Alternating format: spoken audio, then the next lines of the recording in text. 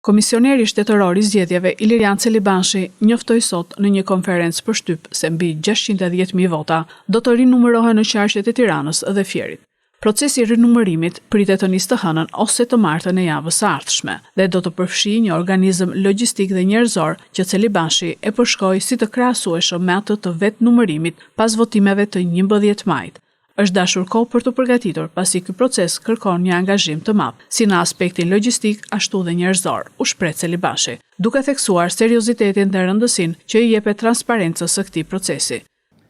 Në fakt në një kohë rekord ja kemi dalë që ta kemi gati gjithë infrastrukturën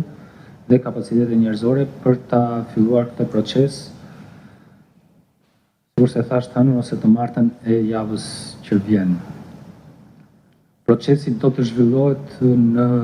ambientet e Pallatit të Sportit Faria Hoti. Kemi dashur që ta zhvillonin këtë proces në ambientet e Parkut Olimpik, po për shkak të rrethanave objektive aty është parashikuar të zhvillohet një kampionat evropian i voleybollit dhe qartazi kemi qenë të detyruar të shikonim një opsion tjetër dhe thjesht për ta formalizuar, po 99.99% ky proces do të zhvillohet te Pallati i Sportit Faria Hoti.